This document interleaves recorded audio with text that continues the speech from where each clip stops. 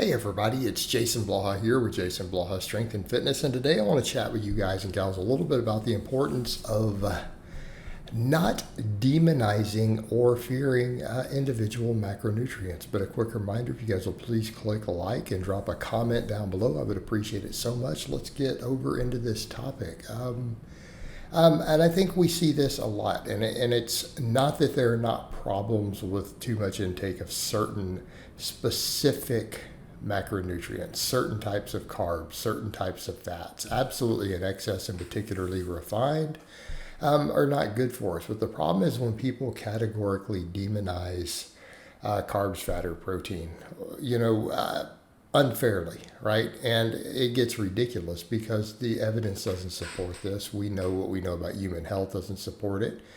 And truth be told, there are enormous health benefits to consuming significant amounts to every one of these. In fact, a perfectly balanced diet for health, body composition, because there's going to be slight differences, obviously, there. The lighter with body composition, obviously more protein. You would want more protein than what you need for optimal health, and I think we understand this. But we can even address the protein one and the health concerns also.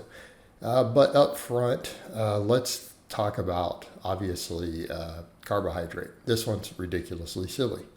Humans thrive on carbohydrate. All of our history shows this. And when people argue otherwise, I'm like, you read some novel or some fantasy thing somewhere. Like you didn't read real anthropology or looking at what Paleolithic humans ate by and large. Like we are largely a starch-based species. It is what we thrive on.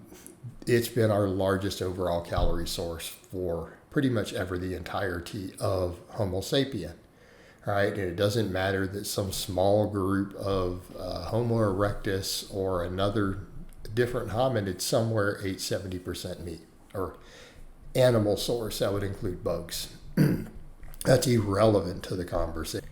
And I think people forget that when they bring that up as some sort of thing. They have this strange idea that their ancestors, as humans, as Paleolithic humans, ate mostly meat, and we just didn't. Like our ancestors didn't. I don't care if your ancestors were Inuits. You're the exception to the rule.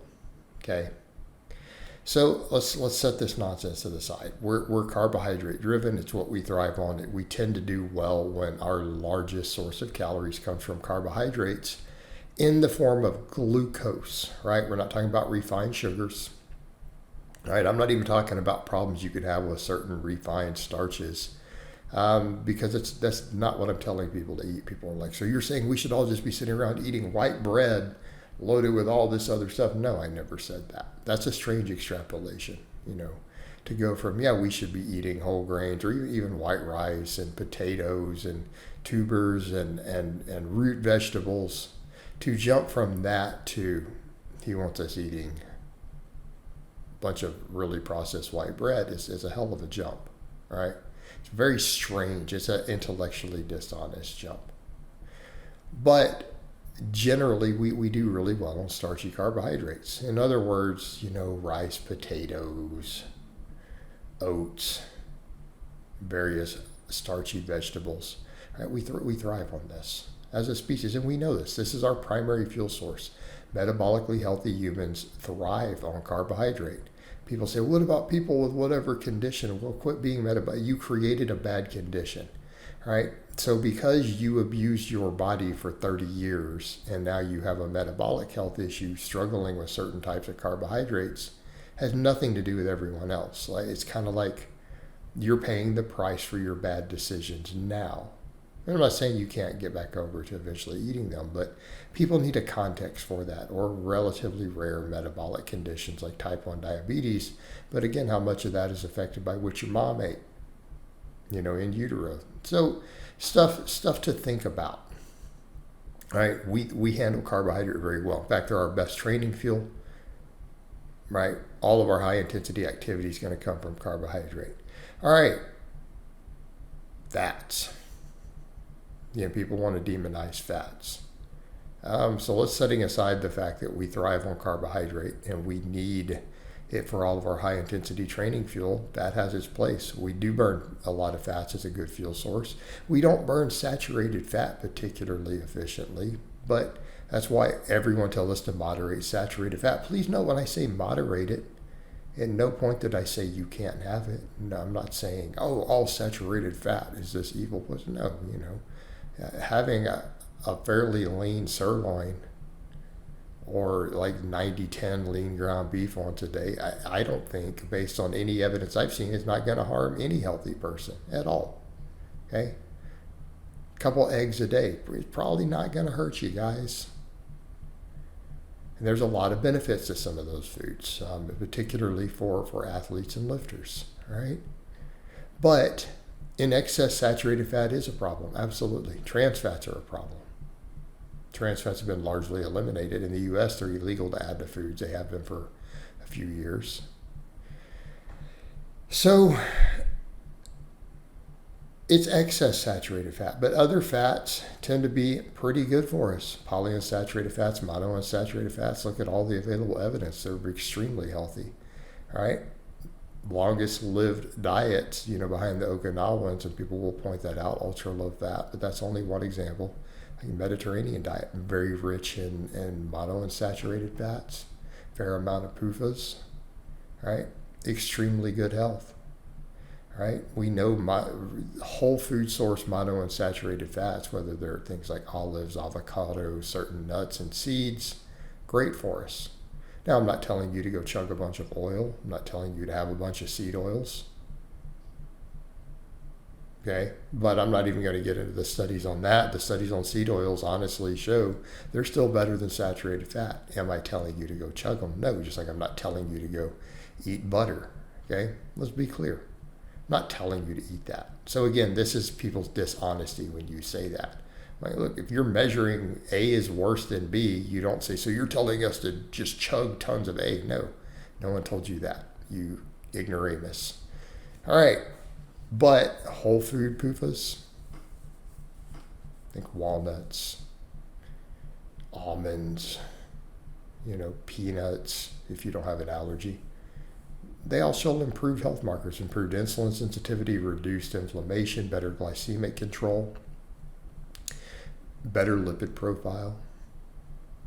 Okay? So healthy fats, particularly whole food source MUFAs and PUFAs, phenomenal for our health. In moderation, whole food saturated fat doesn't improve health. By the way, it's not beneficial. People say, oh, it's good. No, it's not good for you. It's just neutral. It doesn't seem to have a net positive or negative effect when kept in moderation. Is it as good as these others? No. But you know what? We all like a steak every now and then. But let's not demonize, a lean cut of steak, right? Especially in the context of a good diet, rich in fiber and rich in these other foods. Then we come to the nonsense of people even fear protein. Oh, too much protein, bad for your kidneys, or it's bad for longevity. That's horrifically bad data, okay? Really bad data, right? People with healthy kidneys do not need to limit protein intake. Okay, there's evidence for this is lacking. What high amounts of protein, particularly animal source proteins, can do though, improve bone density, improve muscle mass, improve body composition. Now people say, but they can be correlated with weight gain. Well, yeah, if you're eating a bunch of really fatty meats, sure. But if we're over here moderating saturated fat again, animal source protein doesn't do any of those things people are worried about. Okay, and it's generally going to be improved health outcomes in your elderly years. Okay, all the arguments with longevity have to do with some data on extreme longevity, but only a tiny number of people have the genes to live past 100 anyways. So that makes that a source of great debate. But in terms of better health in your 60s, 70s, you have better health outcomes if you've exercised and ate significant amounts of animal protein, if these other things are taken care of. So we've got to stop demonizing these individual foods. We have to stop demonizing individual macronutrients. It's just ridiculous, and there's no reason to do so.